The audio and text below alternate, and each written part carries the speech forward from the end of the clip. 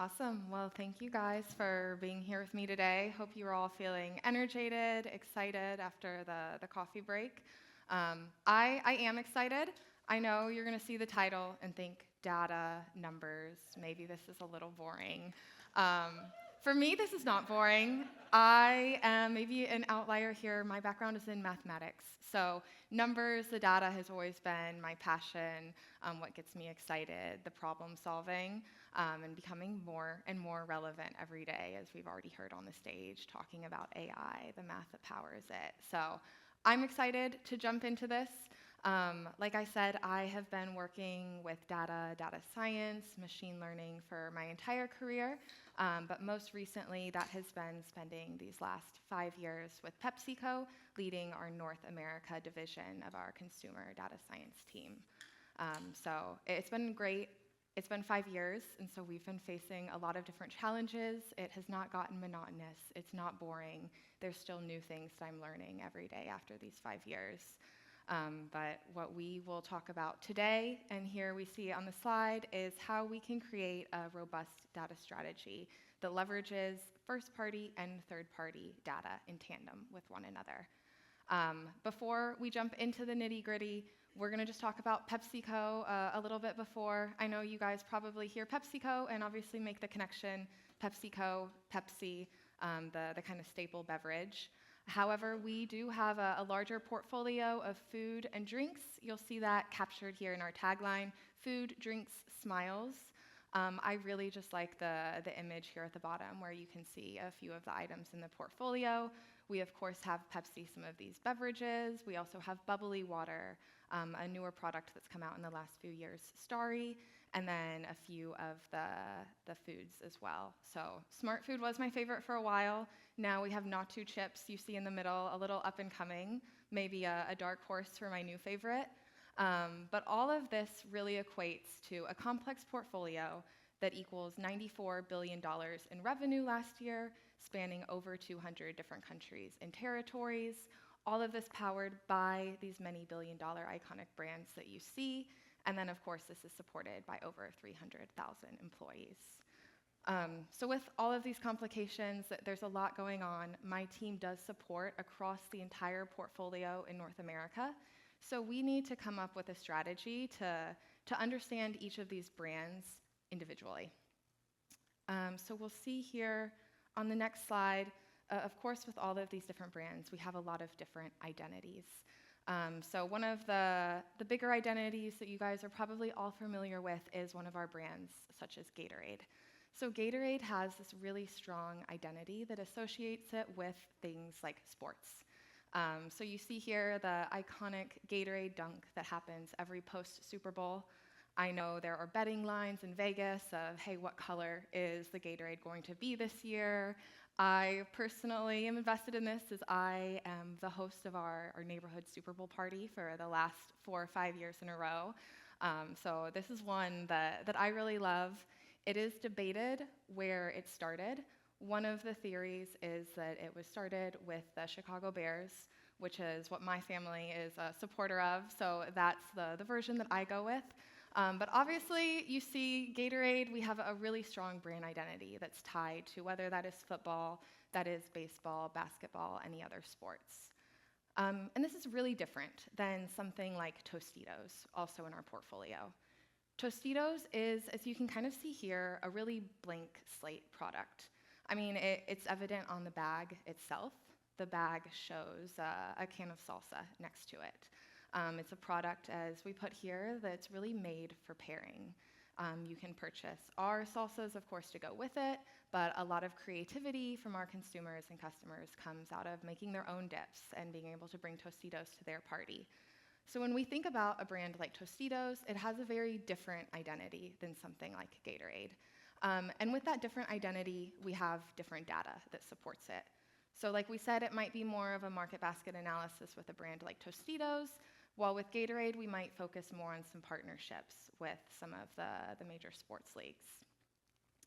Now, as the consumer organization, we have to understand the big variety in the portfolio and build a data strategy that understands our own strengths and weaknesses here.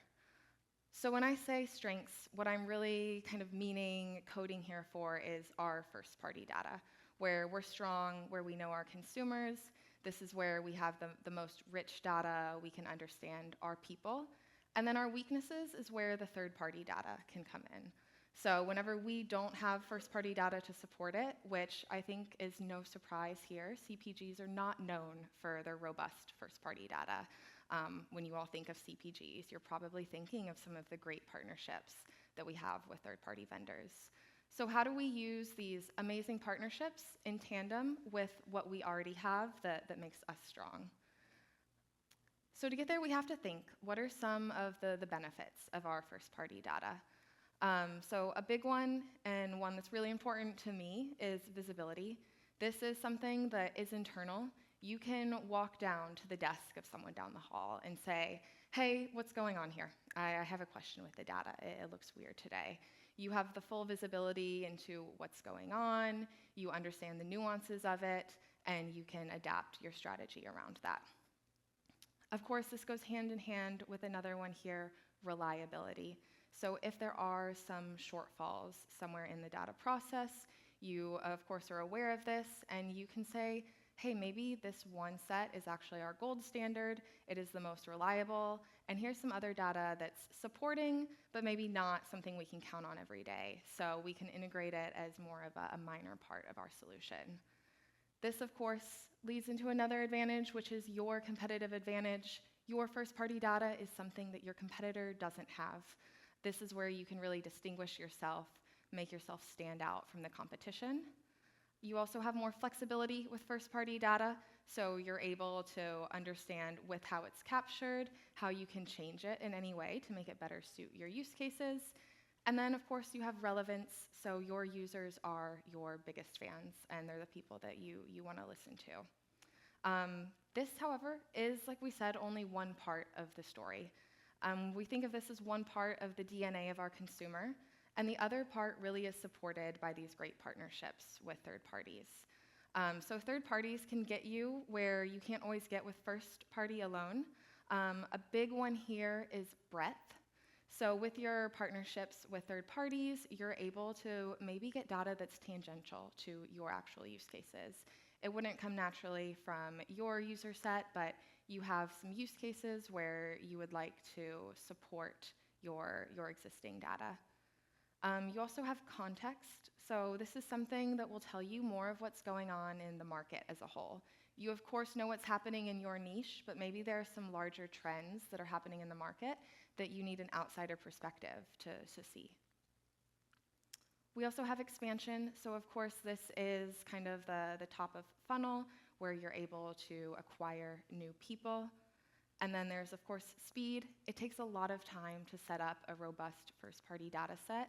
And if you talk to a vendor and they already have what you need, you shouldn't spend months, years kind of spinning in circles as you try to set something up internally. How do you get an ROI quickly? By leveraging some capabilities that are already out there. So all in all, this is kind of the other strand of our consumer's DNA, which combines together to be this robust, true view of our consumer. So some of these things that maybe feel like they're in opposition of one another can actually work in tandem. So we'll see things like reliability from the first-party data married with speed that we can get from standing up with third-party data. We see relevance meeting breadth, and then we also see advantage meeting expansion.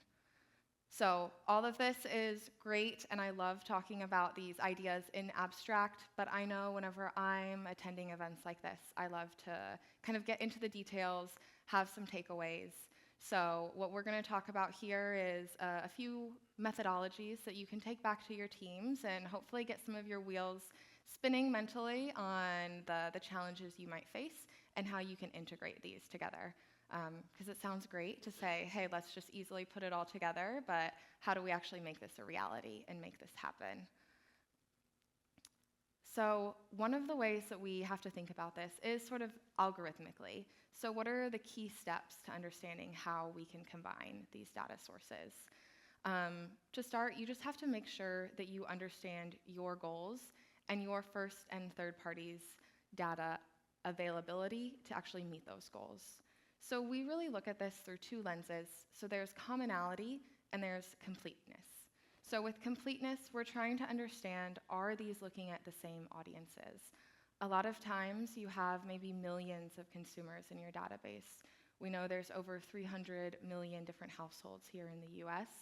So when we send something like a survey data, we might not have the complete view on the customer. There's internal biases that can be a part of this. So we have to evaluate that hand in hand with commonality of understanding how are we actually activating on this audience? Do they have any overlapping attributes that we can tie the two together? So we break this down into this sort of decision chart of yes and no answers to those questions. Do we have completeness of that population overlap? And then do we also have a common activation identifier? What we will talk about today is kind of this bottom square here. I think you guys can all guess if it's yes to both. We have the same population, the same activation identifier. It's pretty easy, nothing novel going on there. Where it really gets interesting is when we start to see no's to some of these answers. So we're going to talk about this use case a little further in the next slide as we go from understanding our goals, where we sit in this chart, to then moving forward with harmonizing.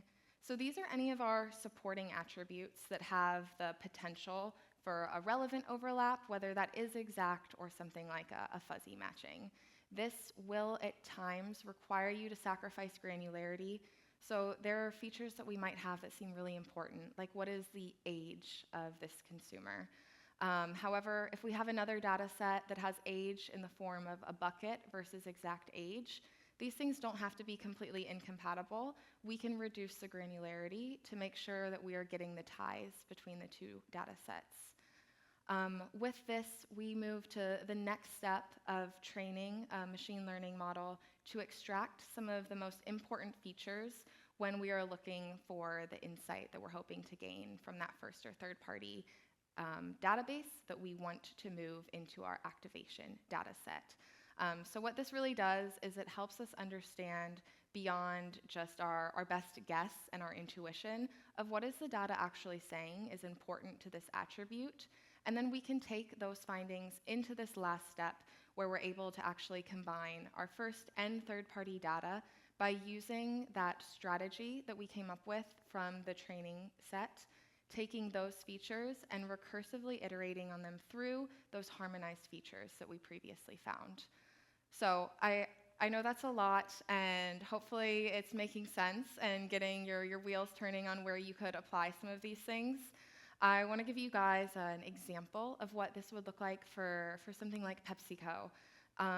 What this is a way that we can build something like personalization on our in-house application through first-party and third-party data. So you guys probably have owned channels, however you are actually connecting with your audiences. What this looks like for us is that relevance of these are the people in our database that we can connect to directly. But then how do we marry it with that idea of breadth, of maybe we don't know this about the audience already, but we want to add it. So at PepsiCo, we have a program, it's called Joy Rewards. Previously known as PepsiCo Tasty Rewards. It actually was just rebranded this year, but our consumers are able to go into the website, they receive emails letting them know relevant promotions, getting more product awareness, and we have this direct way to actually talk to the consumer. But of course, we don't know everything about them. It would feel really invasive if you were to get an email and you were to be asked, hey, how many pets do you have in your house? You know, tell me exactly where you live. What are all of your hobbies? So how can we get personalization through something like supporting third-party data, but actually target our relevant audience? So all of this is kind of summed up in what I have here of the perfect data set doesn't exist. It's something that's made. So there is no one size fits all. You can't rely, you can't rely solely on going to a vendor and having them provide you this perfect fit solution. Similarly, you can't just rely on your own internal data, the biases it might have, its own shortcomings. As we talked through all of this, you'll have noticed there were no weaknesses mentioned.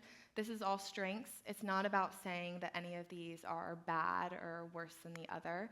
This is a methodology and a way to advocate for the powers of both and how they build on each other to really understand the DNA of our consumers when working in tandem. So I think that is my time with you all today, but thank you so much and looking forward.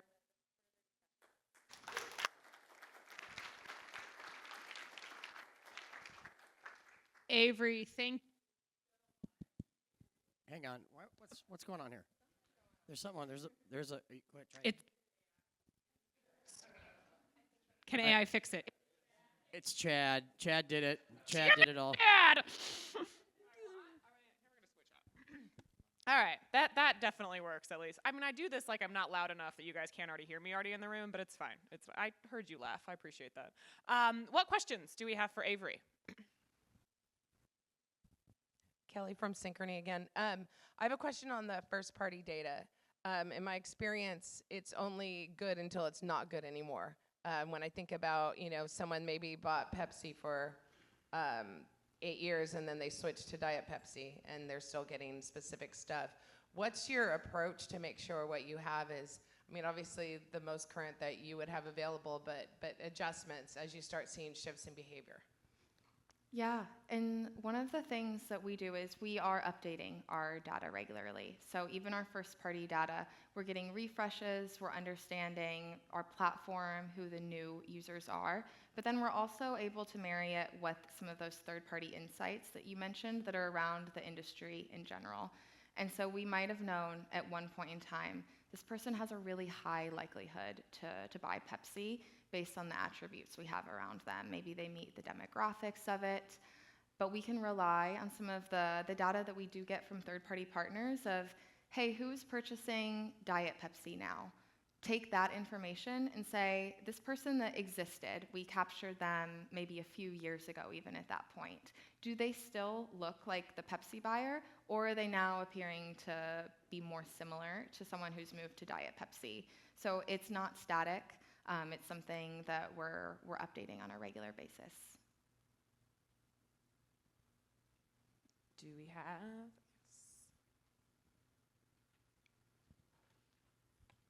Hi, I'm Mark from Hilton. I'm curious about your second-party data. I imagine most people are buying Pepsi from grocery stores or Target or Walmart. Are you able to get data from those retailers that tells you what people are purchasing in terms of these products? Yeah, absolutely. So we have a lot of great partnerships with some of those retailers. Those each do have their own associated contract with them.